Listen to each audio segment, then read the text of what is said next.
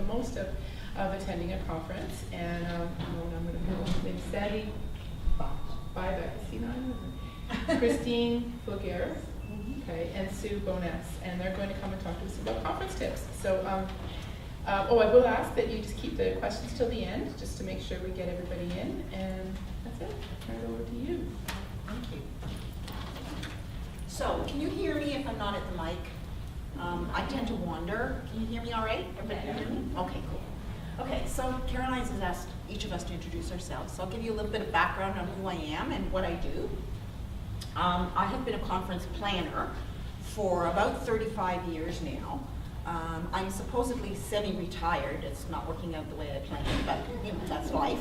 And so I was asking all kinds of questions about the conference that is coming up here in Toronto, the international one that's coming up.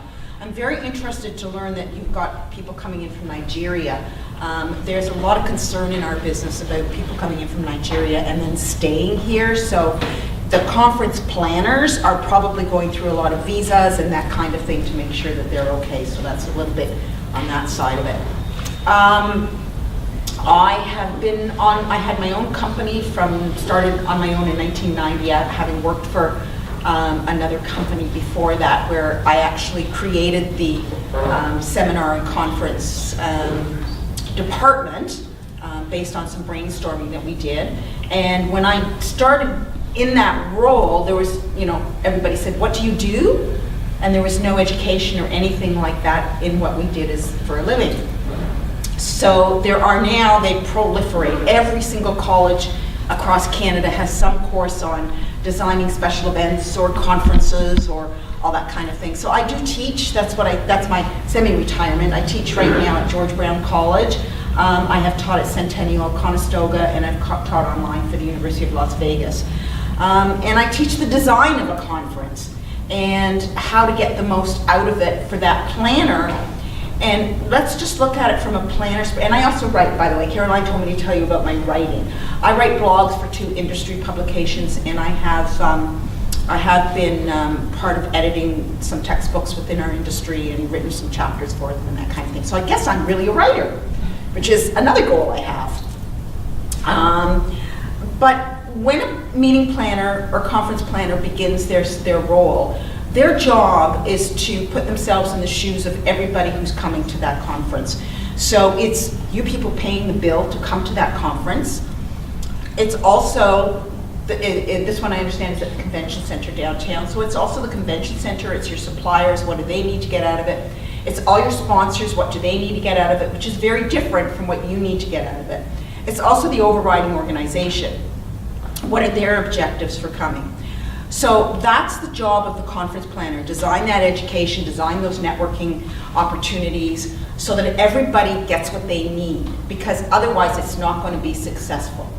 And it costs a lot of money to put on a conference. I know we were talking about what the cost of this particular one coming up in, and just doing the figures in my head, no, that's not really a lot of money. It may be to you, and I get that as independent planners, as independent editors and writers. I was an independent for 20 odd years as well. So we need to look at that from your perspective. What do you want to get out of it? So my job is to determine what your needs are. So why are you coming to this conference? What's going to make it good for you to say, yeah, that was worth my time, my money, and in many cases, if you work for yourself, you don't get revenue. So if you're going to a conference, you're not working, you're not making money. And you have to make it valuable for you. So one of the things I'd like you to look at is, why are you going to this conference? So we have found in research and whatnot that the reason why most people go to a conference is to network and meet new people, to extend their area of who they know. And the other one is certainly education, which helps them with what they do for a living. Or if it's a private personal conference, maybe something in their personal lives. So my role is to create those kinds of environments. Your role as the person who's coming is to figure out in your mind, what are your measurable objectives? Why are you coming? Because otherwise, how are you going to know if that's money and time well spent? So one of the things I would ask you to do before you go to this conference, and I really do encourage you all to go. I've been to many, many conferences in my time, and I'm going to give you a couple of examples of how I've learned from doing this process. Sit down at home, or at your computer, or in the coffee shop, wherever it is you do your thinking, and say, what are 2 or 3 educational things I want to get out of this conference? Take a look at what the conference is offering, obviously, in terms of education. And what are 2 or 3 that you want to get out of it? Because that's going to know if you meet your measurable objectives from an education perspective.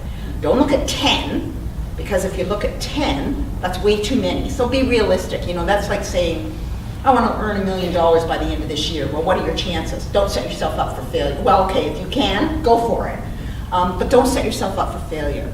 So what are the 2 or 3 main things that you really want to get out of this in terms of education that will help you move your career forward professionally and or personally?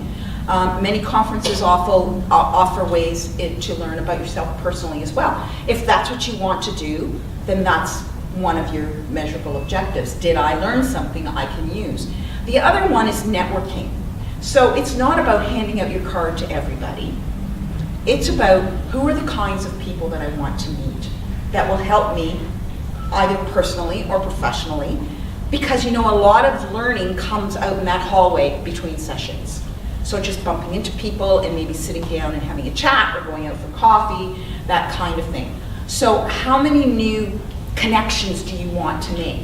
Is it 2? Is it 3? Is it 10? Again, be realistic. Write your goals down. Write your measurable objectives down.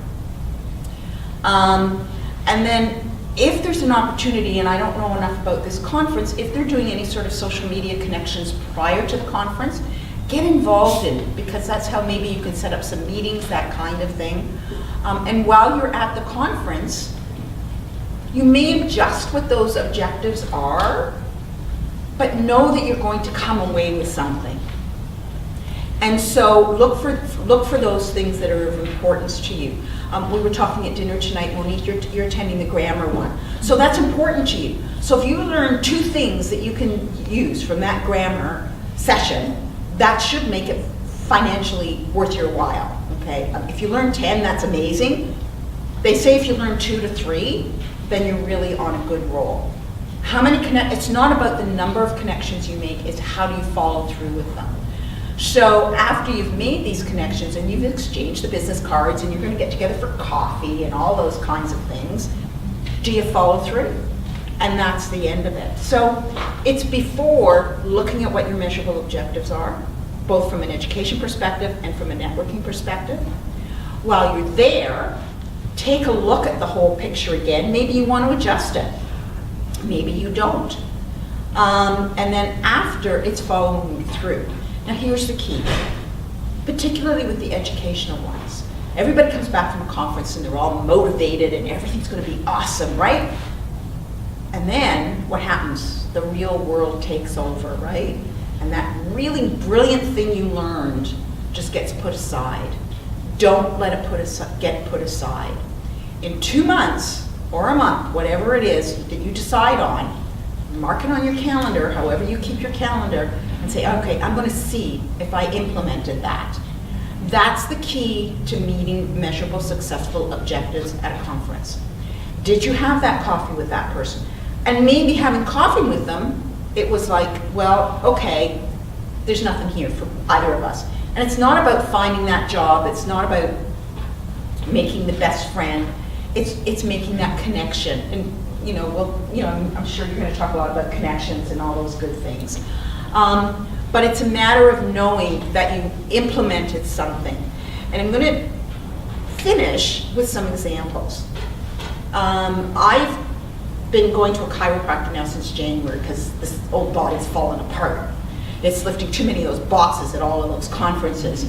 And Simon was going to a conference in Charlotte, North Carolina about chiropractors. And I said, so Simon, what do you want to get out of it? Because he was taking time away from the office. He has a young child at home that, his new parent was very excited about. And he was going to be away from his family, and he was going to be away from work for 4 days. So it's 4 nights in a hotel, it's airfare, and it's the cost of the conference. And I said, what do you want to get out of it? And he said, oh, I just go every year. No, I want to know what you want to get out of it. And I used this whole scenario with him. And when he came back, I said, so Simon, did you get 2 or 3 things? And he said, yeah, I never looked at it like that before. And I said, I want to know what those 2 or 3 things are. And this conference was the end of January. And he told me what they were. Funnily enough, neither of them were about chiropractic care. They were about how to manage his business better, which is important if you work for yourself. So I was talking to him this morning, and I said, so it's a few months now. Have you implemented any of those? And he went, no, but they're on my list. I said, do it. You know, so that's the key. So go with something in mind, be able to measure it, and on the evaluation form, please fill them out because it's very important to the organizers. Talk to them about that. Usually there's place in there for comments. Let them know that you got something out of it. Actually, the way I wrote my evaluation forms was to actually ask the question, okay, and do some follow-up with that. Because that's the key to know if it's successful. That's the key that says, yes, I'm going to go back and spend my time and money again next year or whenever the next one is on the international scale, if you can. I mean, it would be lovely to be able to go all over the world to these conferences, but that's not the reality. Okay? I'm going to give you a couple of personal examples. I was asked to create a course on sponsorship for conferences in a postgraduate program I was teaching in, and I went, yeah, it's not really my area of expertise. But I belong to an organization called Professional Congress Management Association. Their annual conference, just before I started writing this course, was in, I don't know, maybe it was the one in Orlando, I don't remember. But they were doing about, and there's about 3,000 people there, so it's quite a large conference, so there's lots of concurrent sessions and all that kind of thing. And they had a lot on sponsorship, and I went, oh. So I went to every single course on sponsorship, intentionally. And I watched how this organization developed their own sponsorship for the conference. I was able to write a very, very good course for that. That course has been picked up in the entire school. And I owe it all to going to that conference and being very directed. Now I did go and have fun too, don't misunderstand me, I had a lot of fun. But I went very directed to that, and I do that with most conferences that I go to. And I'll say I want to meet 2 or 3 people, or I have a good friend, actually from Charlotte, North Carolina, and that's where we connect every year. So that's a big objective for me, is to go and connect with her. I also went about 10, 12 years ago to a conference designed for women in our industry, only for women in our industry only, and we were invited. There was 30 of us, and I looked at the names going, and I was the only Canadian, and they were all Americans, and I went, oh my God, what an opportunity to meet so-and-so and so-and-so and so-and-so. Well, out of that, I got an opportunity to teach online at the University of Las Vegas because of this particular person that was there, Patty, who was there. So I went with objectives in mind. Now, it doesn't always work. Sometimes I'm like, well, that was a waste of time and money. But go with these objectives in mind. And then analyze them after. I mean, when you have clients, they want something from you. They have a measurable objective, right? You need to do the same when you go to a conference. My job is to provide that for you. Thank you.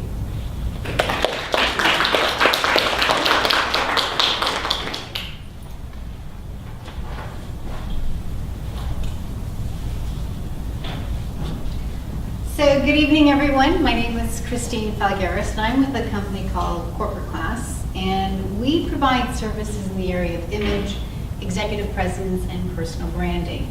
I'm really excited to be here because first impressions is one of my favorite topics to present on. It's a topic that gets a lot of buzz in the media. You can Google it. There's hundreds of articles about it. It's also a topic that's popular with our own client base.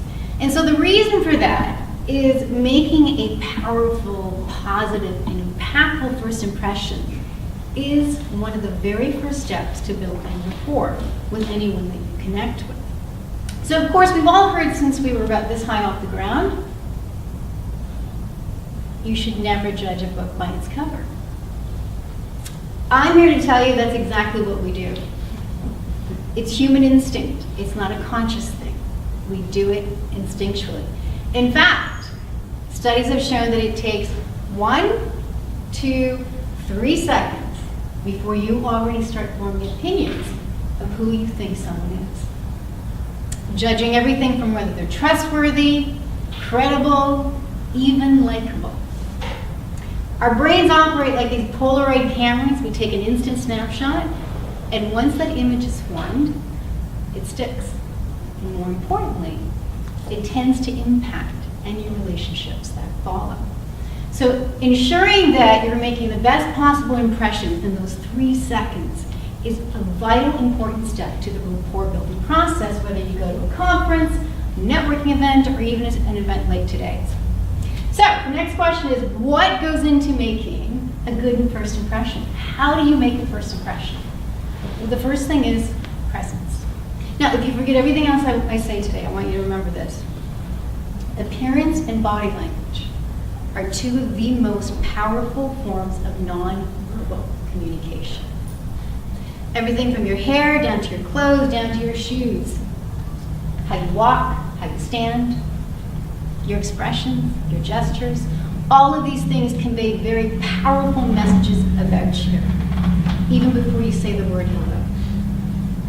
It is important that you are aware of the image that you're projecting, the messages you're conveying about yourself, and that they are in line with the messages that you want people to see of you. Because if you are not in control of your image, guess what? You're leaving it in someone else's hands. And that's never a position you want to be in. I can remember when I graduated from university, many years ago, I was very tired of being poor. I was interviewing for my first job at a small software company.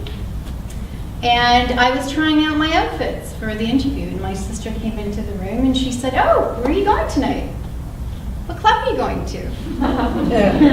And I said, "What are you talking about? I'm getting ready for the interview. I'm trying on my outfits." And she just looked at me and she said, "Oh no." And I didn't get it at the time because I thought, no, they're going to see I'm this young, serious professional. Well, guess what? I was turning them off to me before I was turning them on, because they wouldn't get past this. This is the reality of the world that we live in. We judge based on instinct. And within those 3 seconds, we made judgment calls on people. Immediately when I stepped up here, whether you knew it or not, you were already forming opinions around me. Okay, the second is power. Now by power, I'm not referring to seniority or status. It's the power of influence. Having the ability to influence people in a positive manner and wanting them to be willingly influenced by you. I would argue this is one of the key qualities that a great leader needs to have. We live in an information type of economy, but I would say that information alone is not powerful. It is the communicator of the information that makes it powerful. You can Google anything you want about first impressions. I can Google anything about how to edit a magazine, and I still wouldn't know anything about it. Example that I use is the late Steve Jobs. He influenced every bit of technology that I owned. As soon as he stepped up on that podium with the mock black turtleneck and the blue jeans, I was influenced by him, and I willingly wanted to be. That power of influence goes a long way when you're engaging with people. The third, and never to be dismissed, and from my experience of working with my clients, is probably the most difficult one, is warmth. The great Maya Angelou said, "People may forget what you say, they may forget what you do, but they never forget how you make them feel." The likability factor, the human factor as I call it, is so very important and relevant. In a perfect world, people like doing business with people they like. In an imperfect world, which is the one we live in, people still prefer doing business with people they like. And warmth can be conveyed in many different ways. Oftentimes, the most effective way to convey warmth has nothing to do with the words that you use. It has to do with your body language. Here's the thing about body language. Body language speaks emotion, and because of that, 9 times out of 10, people will believe what they see over what they hear. This is why when people get training on presentation skills, it's so much more about the body than it is about the content. What does a baby do when you smile at it? When you smile at a baby, what does a baby do? It smiles back. Yes. When I saw my little girl smile for the first time, it was the most amazing thing I'd ever seen. Smile is one of the most universal gestures. Eye contact. The gift of presence is what you're giving somebody with eye contact. And one of my favorites, which I'm going to actually get all of you to practice, I'm going to get everybody to stand up.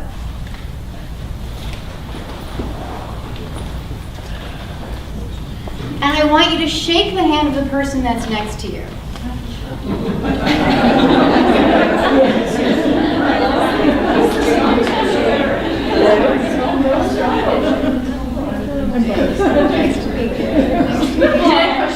All right.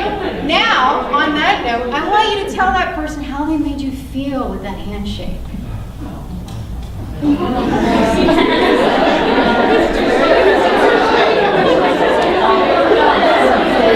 go. You just learned one of the first rules of body language.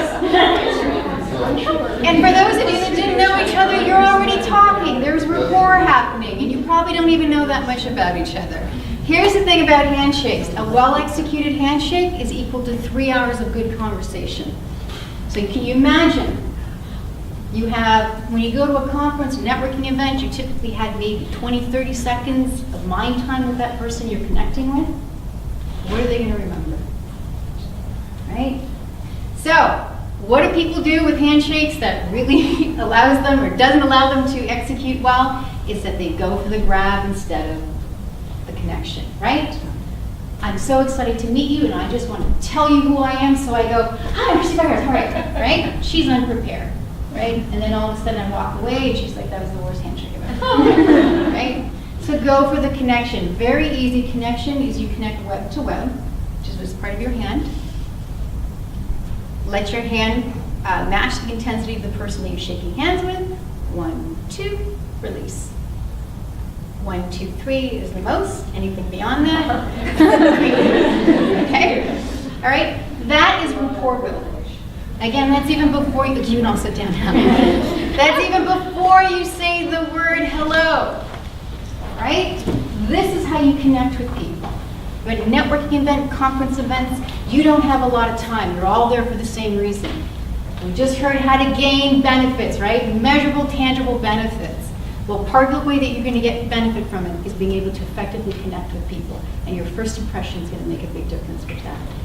So, with that said, right? We have this great toolkit, presence, power, warmth. We know how to make it for good first impression. Why do we fail at it?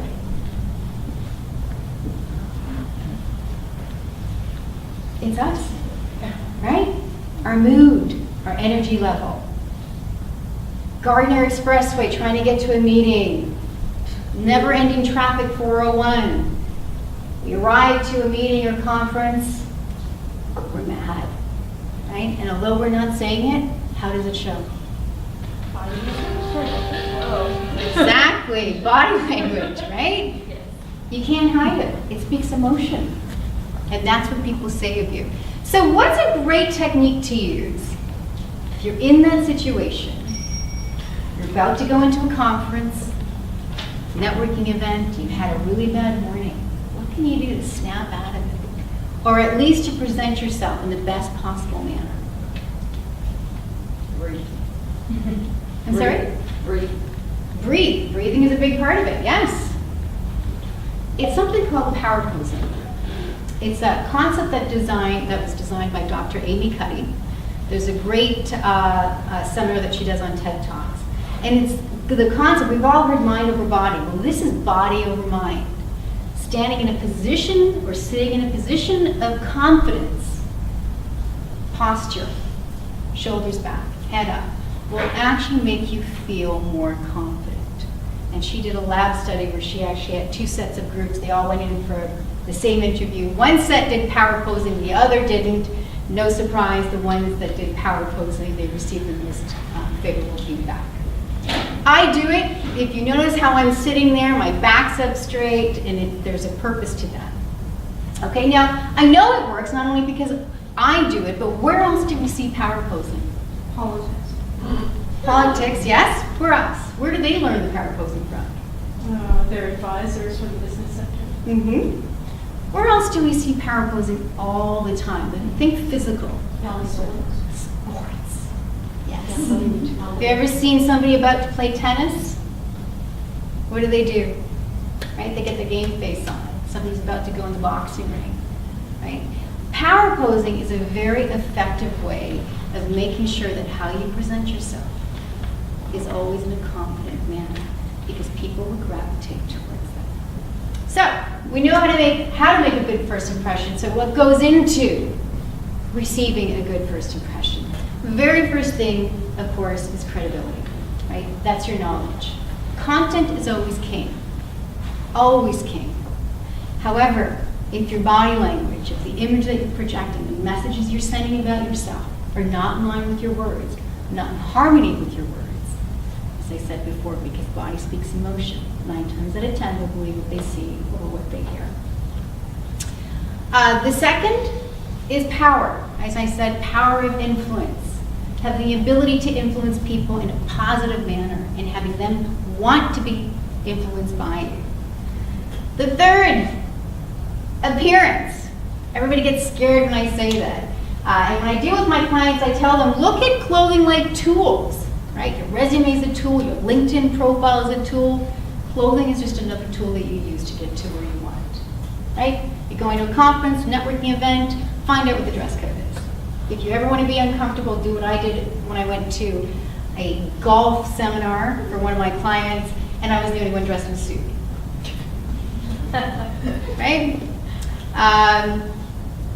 And last but not least, Likeability Factor.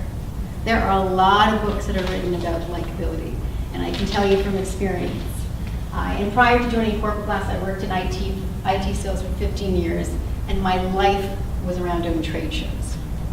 And likability, the ability to connect with people, is very important. And with that, I thank you all so much for your time, and I look forward to seeing some amazing first impressions. Thank you.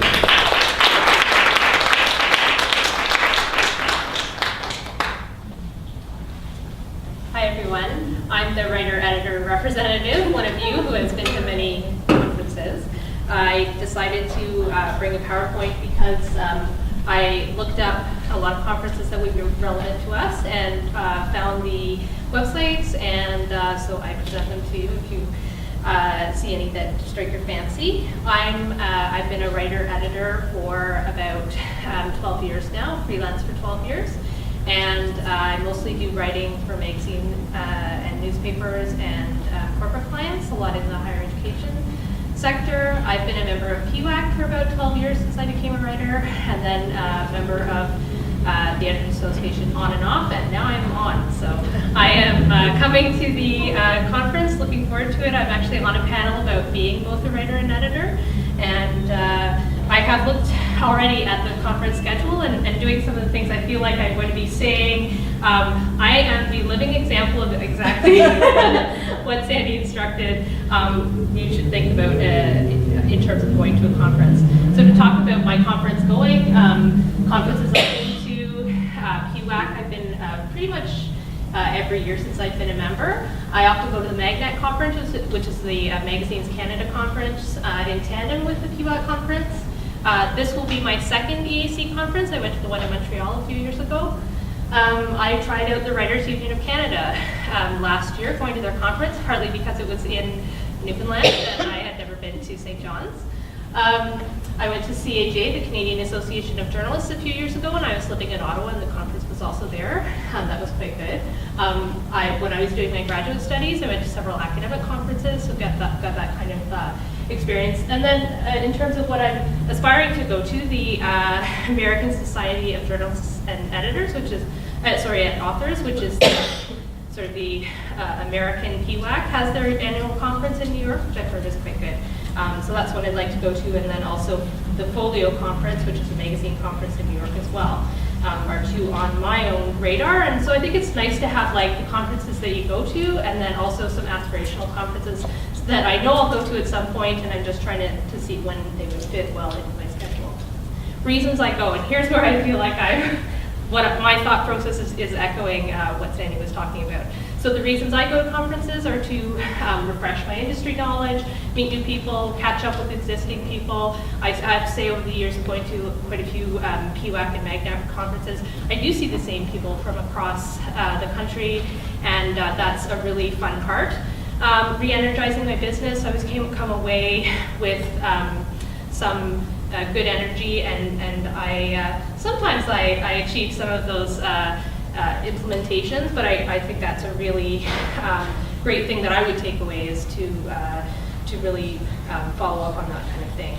The side factor is travel. I've been to conferences in a lot of other cities, and I almost always build on some extra time because I do like to see new places, and it's fun to do that in a conference context. How I decide to go to a conference, I look really closely at all the sessions and see if they will provide me with new information or confirming information that I already know. I'll consider who will be there that I could catch up with. So for example, especially employers. So if I'm going to MAGNAC conference, I'll always see like who's going to be there from what magazines that I might be able to connect in a way that I can't over email if I was just to pitch them cold. Again, the cost, registration plus travel, how much is that going to cost my business, and then also the opportunity cost. Will I be able to juggle my workload with the conference? Can I find good sessions in the majority of the time slots? Is there a balance of topics that I already know that I could learn more about, and topics that are totally new to me? And will I meet new people and learn more about the association? So last year when I went to the Writers Union conference, it was after many years of going to the PWAC conference, and joining that association, I thought, these seem quite similar in terms of both representing writers, so let's see if their conferences are similar and what I could get out of the conference, also being in Newfoundland. And so going gave me the opportunity not only to learn from the professional development sessions, but learn what kind of mindset are the people who are members of this association like. And that's how I felt the way when I went to the first Editors Association conference too in Montreal, just to meet some editors was interesting and made me want to come back. In terms of how I choose sessions, I almost always go to the keynotes because they are often the more high-profile people that the conference can attract. I go to the active sessions. I just signed up today for the speed networking session at the editors conference. So I always like very interactive kind of workshops, and that is something where I think any time you have an opportunity to meet people face to face is a good opportunity for me. I look for sessions to provide new information about a familiar topic. So for example, and here I'll give a little plug to there is going to be a PWAC seminar in this room on Thursday, and it's about pitching editors. And that's something I do all the time, and yet I'm still going because I'm interested in finding out who are these new editors, what do they have to say about how they like to be pitched. So that's an example of something where I already know the skill, but it's always interesting to me to hear a new perspective. So I tend to go to some conference seminars for that purpose. I also like to go to things where I know nothing about it, and maybe it won't be helpful right now, but it might help me to understand the mentality of somebody else in my professional world. So for example, at Magnet, one year I decided to go to the session about circulation, which I'm not interested in that side of the business, but I'm interested in knowing about it as to how it relates to the entire ecosystem of the magazine. So that was totally new information to me and a good learning opportunity. Similarly, I went to the Canadian Association of Journalists, a conference session on creating videos. So I haven't done that, and to be honest, I haven't used that skill since, but it was a really skilled reporter who regularly makes YouTube videos. He was talking about all kinds of things like how to keep your camera steady and what kinds of narratives you need to put in your videos to make them interesting journalistically and that kind of thing. I thought if I ever was asked from a client to provide that service, I now have more insight than I did before, and it's also something that I could potentially offer to a client as well. So I have that information to pitch in the future.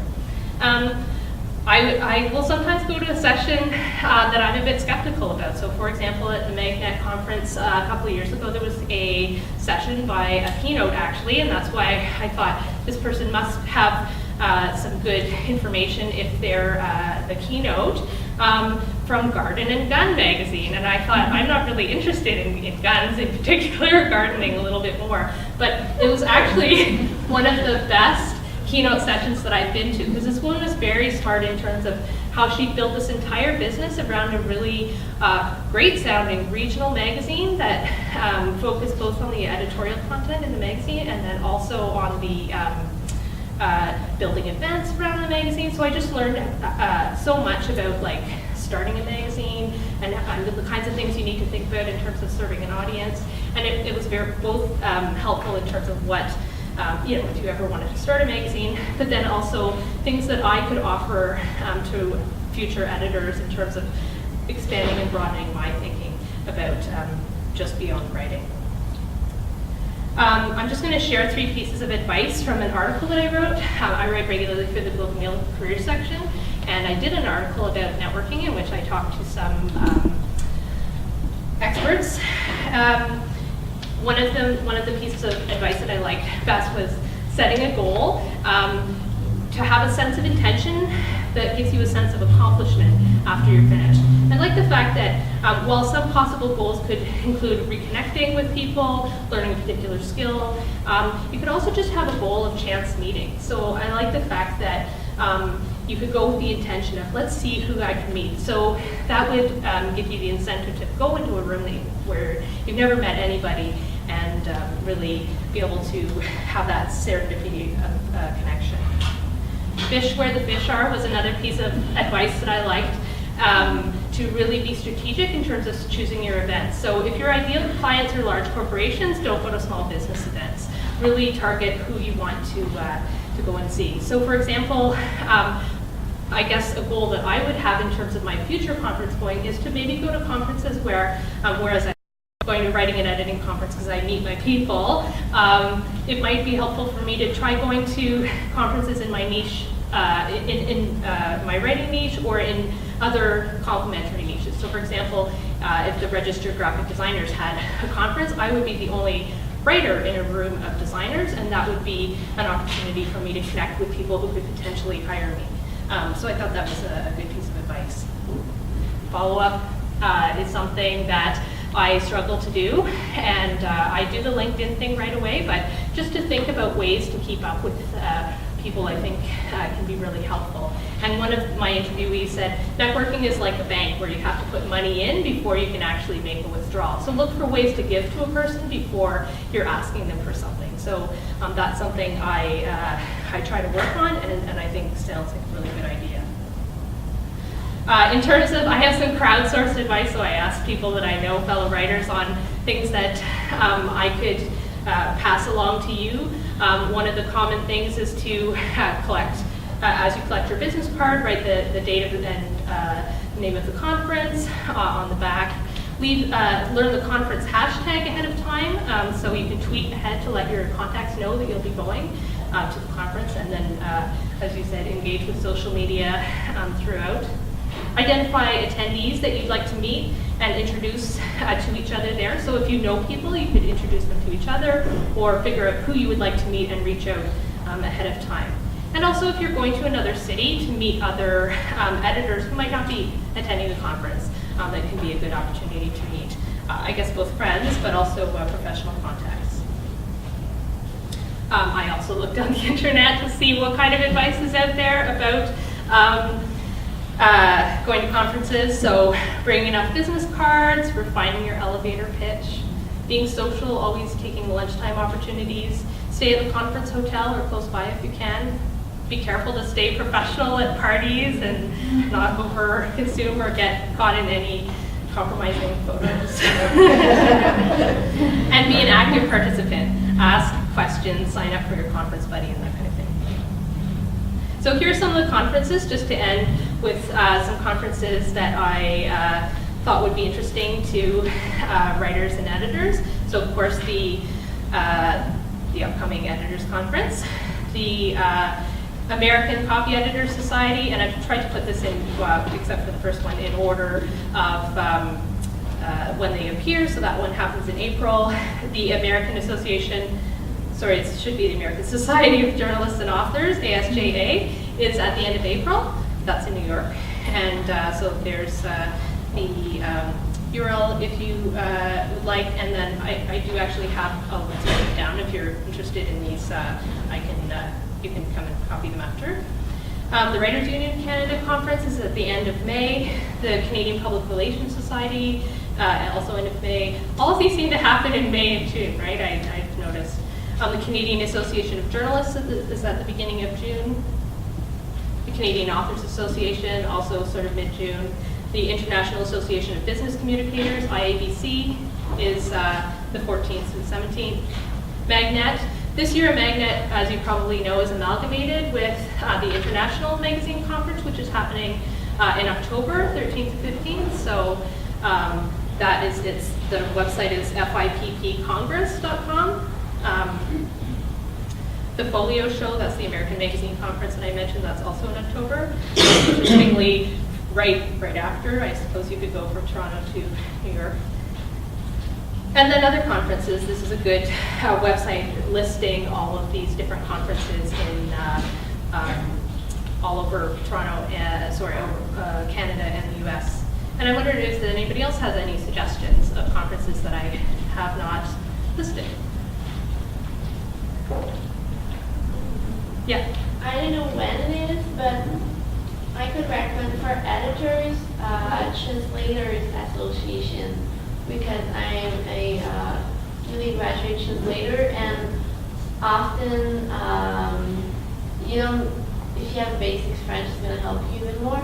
But often we're French translators, and we meet someone who's francophone and needs it to be translated in English. So like, oh, you speak English, you can do it. And I need a job, so I'm going to take it. But then it's not going to sound like if an Anglophone has written it. So I'm going to ask an Anglophone revisor to look over it after I translated it in my second language. So that could be an opportunity too. So that's a good place to be. Great. There's the ATO, Association of Translators and Interpreters of Ontario. There's one in New Brunswick, and there's EAC in Quebec. So it is provincial, so especially in the East Coast, but Another one? If you do technical writing or editing, there's a terrific little conference in Portland, actually just passed, called Write the Docs. I went a couple years ago. It was really small at that point, and they had free beer all day. But it was also good to talk to Anyone else? Yeah. There's the plain language one. It's in Dublin in September. Great. Any other suggestions? Okay, well, I'm sure we can all share, but that's it for me, so thank you. Suzanne, may I Yes. ask you a quick question? Sure. Could you, do you have a list of these conferences that you mentioned? I've written some down, but I missed some. Yeah, I did, and I brought, I just printed out my PowerPoint, so if you want to take a fantastic. couple here, Okay. you can just come up and I'll That would be great. present that to you. Yeah. Thank you.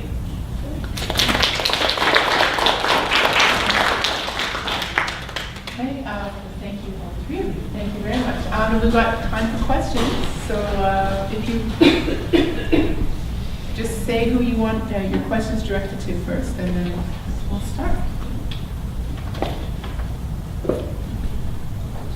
Carol? Oh, sorry. I just wanted to share an interesting story that came up recently.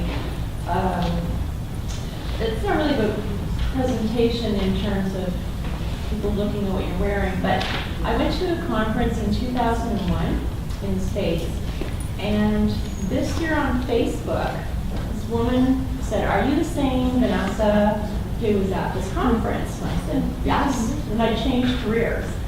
And I said, "I'm flattered and great, but why are you contacting me 14 years later?"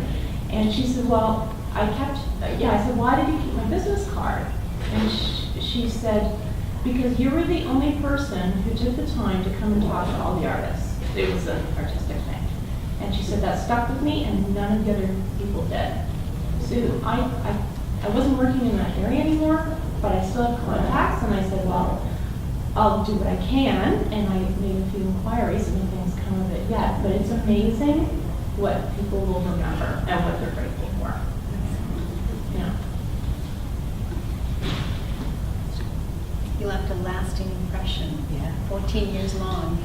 Well, and considering all my social media contacts have changed and everything, she just went through a bunch of Vanessa Wells is on Facebook until she found me. Here's the other thing, to that note, about appearance, by the way. We do this a lot with clients, especially their LinkedIn profile, which is the #1 source of recruiters. Anybody looking for any kind of talent, go there.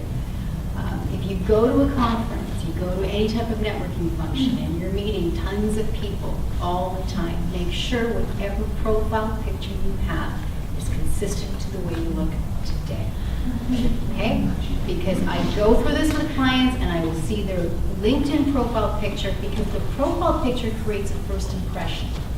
We have a recruiter that works on our floor, and she tells me that picture, okay, if it's a picture that she's impressed with, they are 7 times more likely to look at your profile. This is not a study that was done by anyone in my field. It was a study that was done by LinkedIn. They reached out to top recruiters and they said, what is the first thing you notice? And it's that picture. You make a first impression. You go to a conference, you're meeting all these people, you remember something about the name, you enter the name, boom, their picture pulls up, and she probably still remembered you. Right? Well, this was way before any social media with pictures. That's the thing, No. but she obviously had a point lasting impression would of be you, right? She was able to the work find now. you on Yeah. social media, even though so much has changed. Yeah. So remember, first impressions don't just happen face to face. They happen through social media all the time. In fact, in today's age, that's a very common thing to happen. And that's a great story, because that shows you that people will remember you if you make an impact on them, a positive one.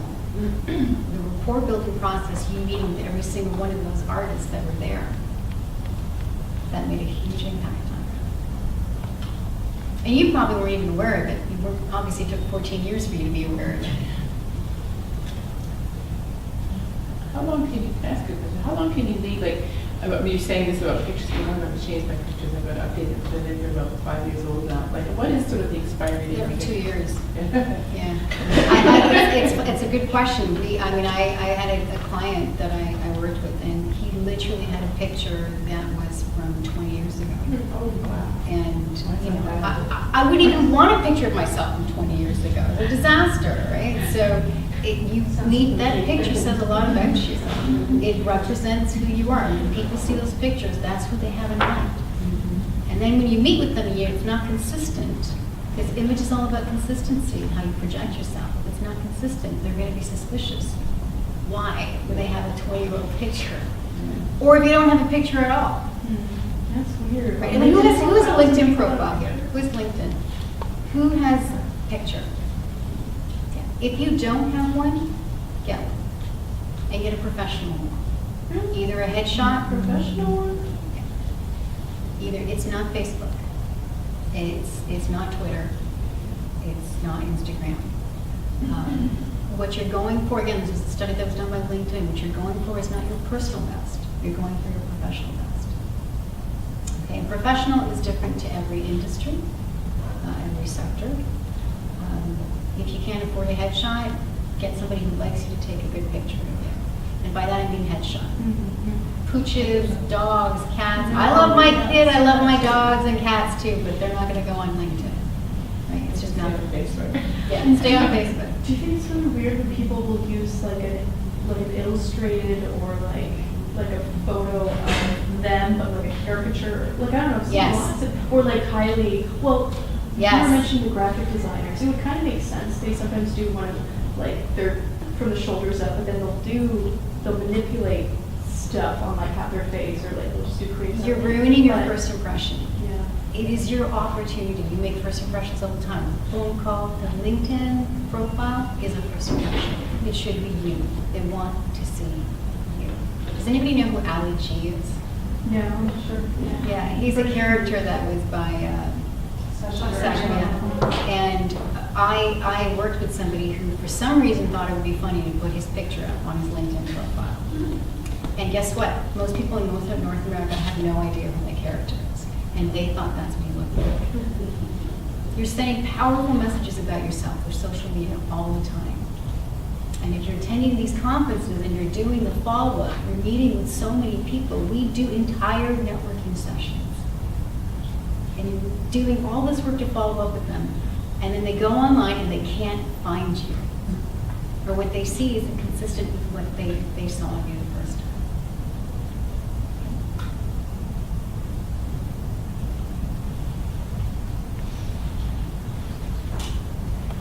So Caroline, I would just, we talked a lot about networking and meeting people and that kind of thing.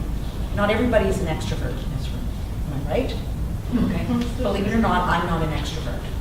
It's also, I believe, a skill that you have to learn. And one of the tricks that I do when I go to a conference, because you're surrounded by people all the time, is I will spend an evening totally by myself. I was at a conference in Montreal in last November, and I spoke at the conference. I was one of the keynoters, so there was like 3,000 people, and I had 20 of my students there, and it was just on the entire time. The second last night of the conference, we were at the Queen Elizabeth. I went downstairs into the mall. I got a salad in a paper, whatever, box, took it up to my room, turned on the TV, and ate in silence, because I needed to re-energize myself. So don't think you have to be on all the time. If it's not your natural state, you need to take that time so you can do it again, so you can have that good first impression, so you can give something back, and so you can get something back. So I am honestly an introvert in my real world, and when I am at a conference or when I teach all day, I had a pretty heavy duty teaching schedule this past winter. I taught 12 hours in a week, and God, I could hardly wait, 9 hours in one day, and I could hardly wait to get home that night. My husband didn't talk to me, the dog wouldn't come near me. It was just like, don't bother her. So if you're not an extrovert and you're not always comfortable out there trying to meet people and and listen and take stuff in and give stuff back, take the time for yourself. I think it's really important. And if I could just add to that, another powerful reason about keeping your profile picture up to date, in terms of, we had a client that said he'd rather jump into an ocean full of sharks than walk into a room full of strangers. The anxiety that it causes people to walk into a networking function where they don't know people is astounding. One of the techniques that you can do is when you find out who's going to be there, and in most of these conferences, it's easy to do. You go online, you Google them, you find them on LinkedIn, you see their face. As soon as you have that connection with them, you're already building your rapport. So when you actually get to meet them for the first time, you already feel like you know them. It's a powerful tool, powerful technique to use when you're going into these conferences and you're nervous, which we all are. We just handle it in different ways. Okay?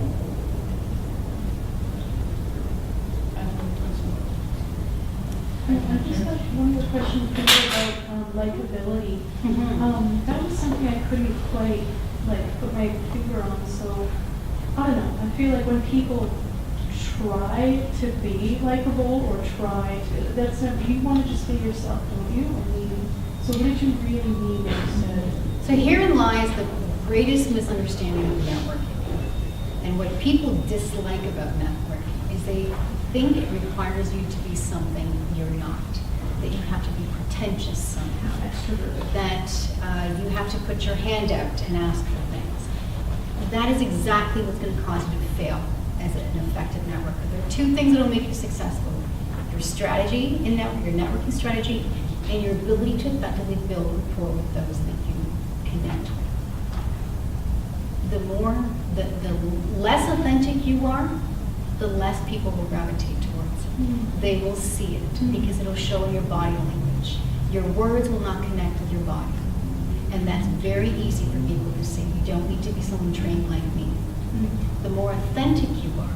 Likability doesn't mean you're something that you're not. In fact, it's quite the opposite. The more real and authentic you are to people, the more approachable you'll be. The likability factor that we're referred to, or the warmth factor, remember, it's not just words that you use. When we do presentation skills for our clients, one of the hardest things I get them to do is what? Smile. That's it. You're nervous, you're tense, and what do you forget to do? Smile. Okay? Eye contact. Very important. You're giving people a gift of presence. You're showing them you're interested. Okay? The handshake.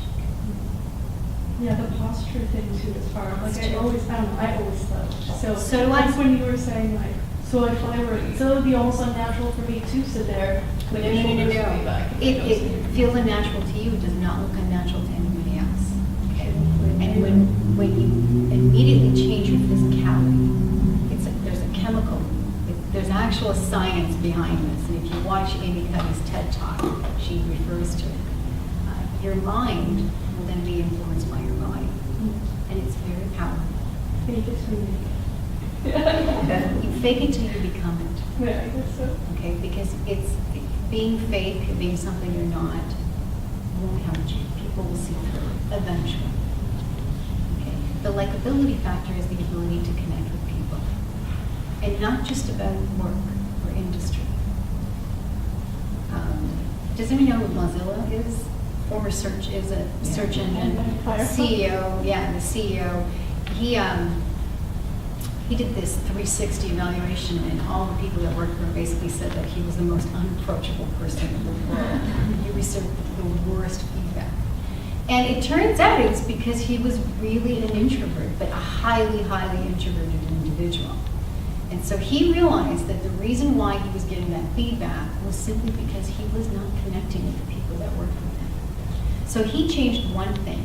Every morning he walked down the office, he'd go around, he shook everybody's hand, he'd smile at them and say hello. Within 6 months, they did the same report, and the results were astounding.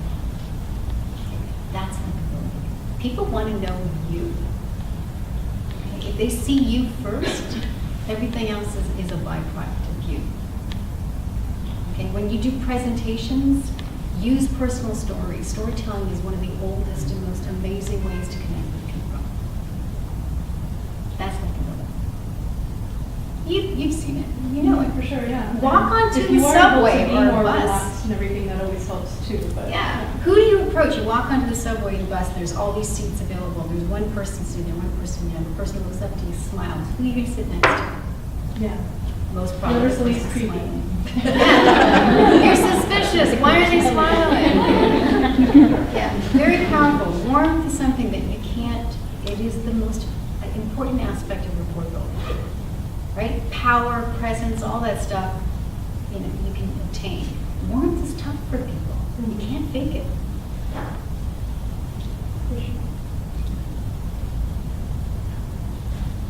Anybody else? Right there. With LinkedIn, what should you not put on the page in your experience? Not put on the page. What mistakes people have made that what they put on that they should not be Okay. Most common mistake is a profile picture. put on? What, sorry? Most common mistake is the profile picture, okay? Because it's the very first thing people see. Very first thing, they enter Christine Felgueiras, boom, my picture pops up. If my picture isn't consistent with the image that I'm projecting you right now, you will be suspicious of that. There'll be a disconnect in your head about me. The second thing is where you see that little line, that is very important real estate where you put in your title, right? A lot of people say sales director, Fortis, right? Associate director, corporate class. That doesn't tell me anything about you. In the world of personal branding, that little real estate that you have is the way to convey what makes you special, what makes you unique to the marketplace. And a lot of work has been put towards people doing that. For me, I used to have associate director corporate class. Again, it doesn't tell people anything about what I do. Right? Now I changed it to speaker. I changed it to trainer in the areas that we focus on. A great example is Tom Peters. Does anyone follow Tom Peters?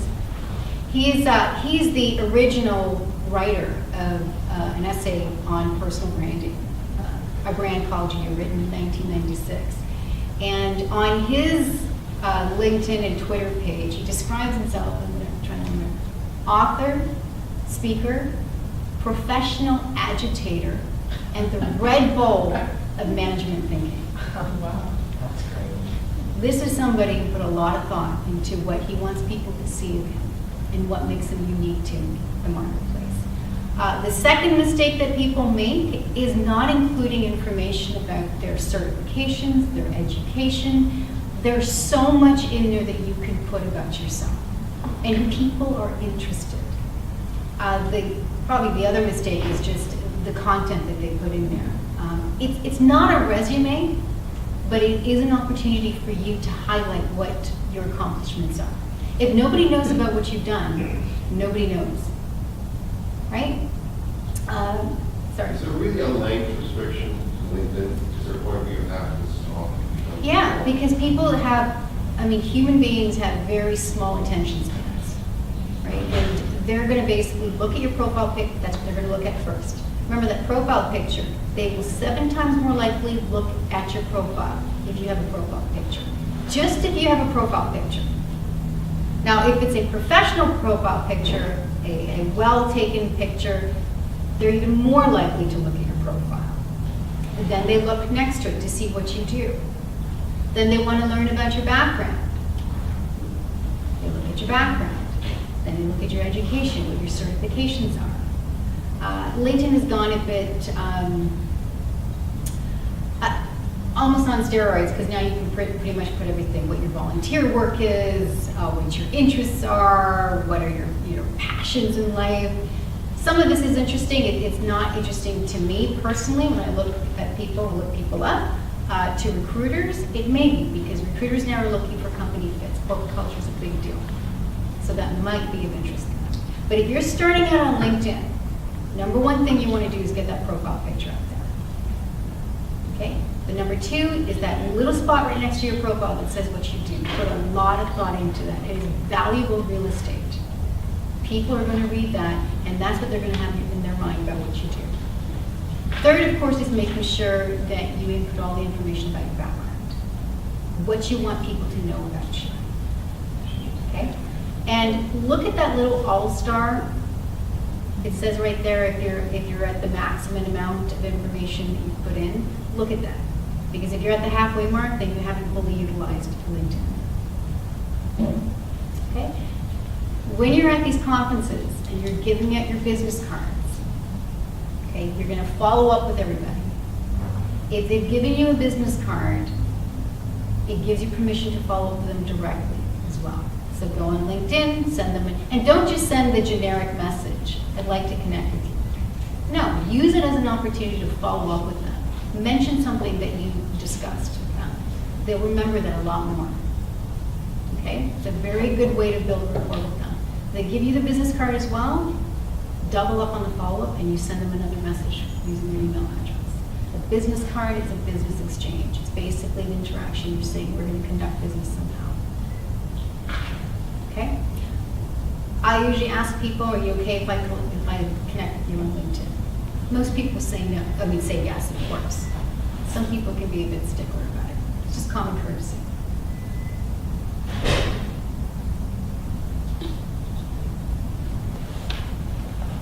Sandy, I've got a question. I was noticing that when Sue was putting all the conferences up there were a lot in May and June. Is there something about that?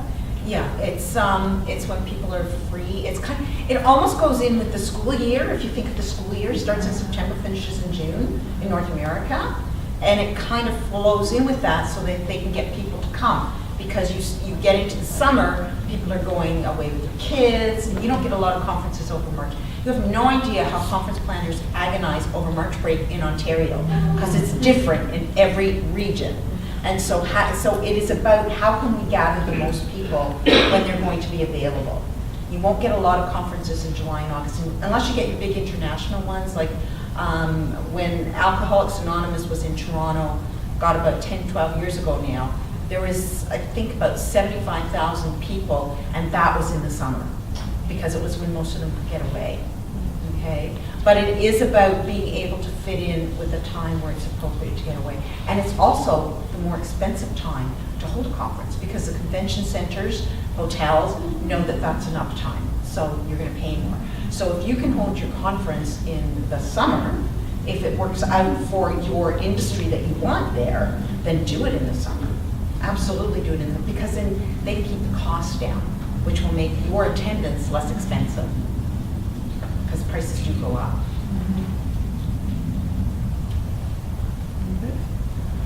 I think that's it. Okay, well, thank you so much.